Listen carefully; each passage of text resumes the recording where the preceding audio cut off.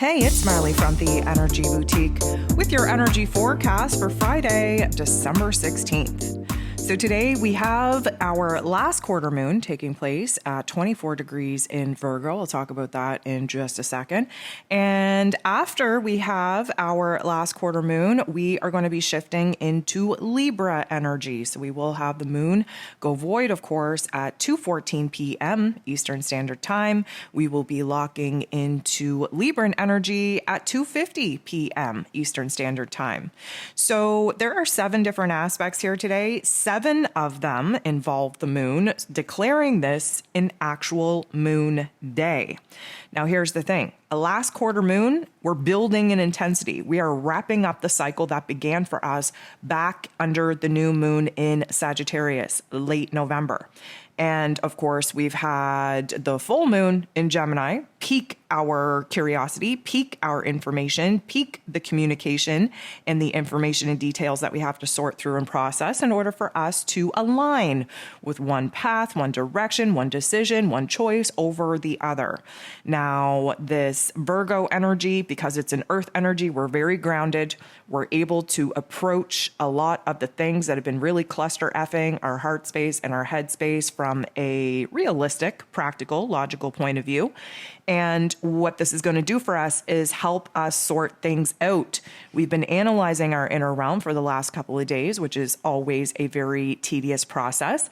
And now we are bringing things full circle. We are snapping the puzzle pieces together. And just as we reveal a bigger, broader picture of some of the details, some of the things that we were having a hard time focusing in on, we will shift into that Libran energy, providing us with a balanced perspective, a balanced emotion, a balanced thought. We are going to be finding a lot of peace and harmony within these aha moments, these realization points that are coming full circle with this Virgo energy, really wrapping things up from the last moon cycle.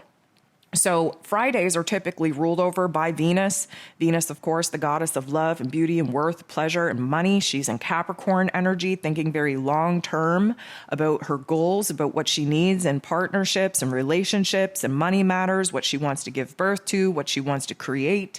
And this moon energy is, having a moon day, very emotionally centered, is definitely going to put the pressure on us to figure some things out. And of course, with that last quarter moon, we always have epiphanies, always have realizations that are going to change the course of how it is that we think and feel and operate from here. So the moon is going to sit across from and oppose Neptune, who of course is in its place of power in Pisces energy. The Virgo Pisces axis is about healing. The Virgo energy is about healing the physical realm, the physical body, the mental realm, while the Pisces energy is the emotional realm, the spiritual realm, if you will. Now, the moon, our emotions, sitting across from Neptune, which is our intuition, our higher self, our spiritual self, our dreams, our creativity. What this is going to do is create a lot of vagueness, a lot of fogginess, a lot of confusion on the path, on the direction, because that's what we're here to sort out. That's what we're here struggling with in order to align with one path, direction, choice, and decision over the other. But of course, we have to sit in confusion before we gain that clarity, and we have to have a little bit of a minor breakdown before we have a major breakthrough. 3:56 a.m. we have the moon squaring the sun. This is what gives us our last quarter moon lunar phase. We have the moon representative of our emotions, our unconscious self, our intuition, and very much rooted in the past, right? We're reviewing the past. We have the sun in Sag energy, shining a bright light on what it is that we need to embody in order to actually move forward into the future. Very focused on our hopes, our dreams, our wishes, what it is that we want to pursue from here. And what we're left with is this present moment of confusion, of conflict, of being kind of torn in two, if you will. But the beautiful thing that comes out of getting into the boxing ring and fighting it out is that we realize where the problems are, where it is that we're resistant to letting go of some elements in the past, where it is that we're hesitant to embody some qualities and characteristics that were needed in order for us to progress in the future. And of course, this is really grounding us out, because Virgo energy does that, in making us very logical and practical in our approach on what it is that we're actually conjuring up for the future. So this isn't going to feel good. This is the boiling point. This is the breaking point, so to speak, but it's almost like the energy builds, we hit that intensity, and then the energy dissipates after we have this shift, after we have this aha moment, after our inner realm reveals something to us that we have been seeking. The moon goes ahead, bumps into Saturn in the most positive of ways. This is beautiful because Saturn is in Aquarius energy, so thinking very futuristically forward, but realizing what we have to do in the here and now in order to build that bridge to get us from where it is that we're at to where it is that we desire to be. Now, this Saturn energy helps us to focus. It helps us to kind of illuminate the roles, the responsibilities, the commitments, the obligations that we currently have that we need to kind of complete before we can go ahead and start kind of putting the pieces together for our future.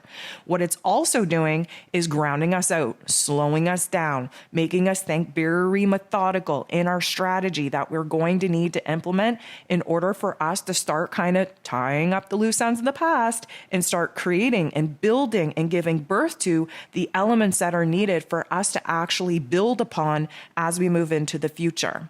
The moon trines beautiful energy with Pluto. You've been hearing me talk about over the last couple of days of having the moon in Virgo energy, the likeness of Pluto and Virgo energy, both very analytical, both very probing. We want to look at the psyche. We want to solve some problems. We want to get to the deep-seated issues on what it is that's blocking us, what it is that's holding us back.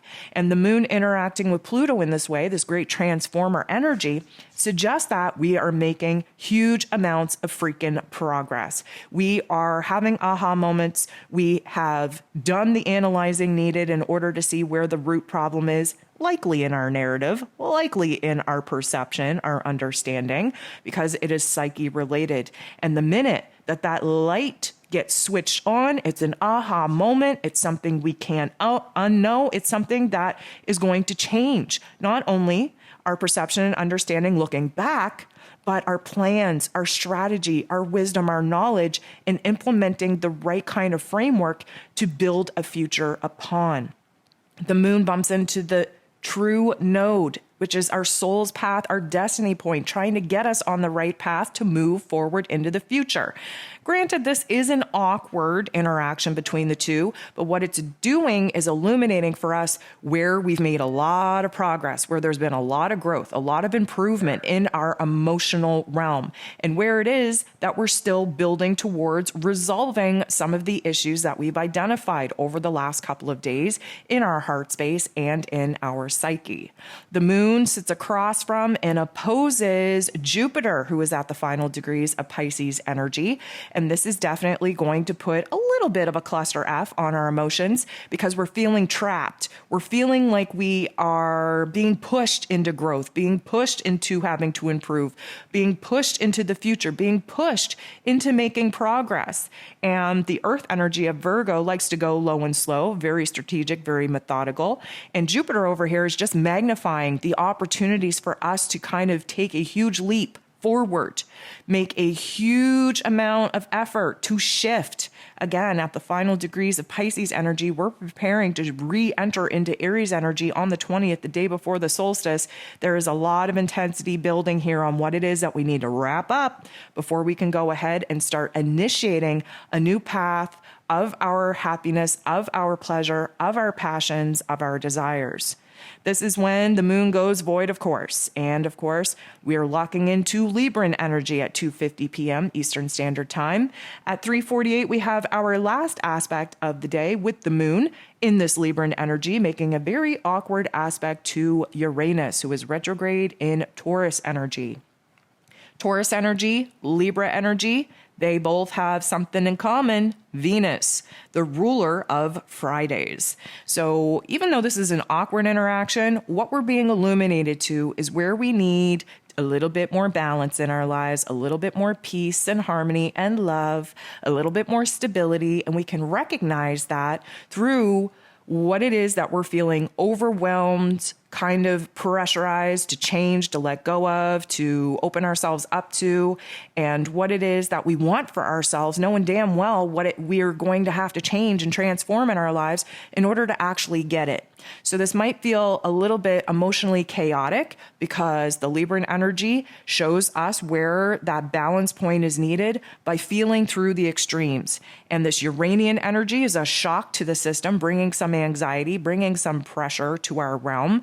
But again, retrograde means this is an internalized pressure, and there's this want, need, and desire to change things. And in this Taurus energy that Uranus is retrograde in, change is something that we run from. It is a fixed energy. We would prefer to continue to live in the uncomfortability of the rut that we got ourselves in because it's predictable. So the moon interacting with Uranus in this way is likely going to kind of fester up some insecurity, some fears, some doubts, some anxiety, some restlessness in order for us to realize where it is that we are blocking ourselves once again. And because of that, living in emotional chaos and in emotional extremes. And from that, we should pluck out where it is that we have to make a little bit more effort into finding a middle ground, a safe and stable place in between the extremes that we are finally realizing.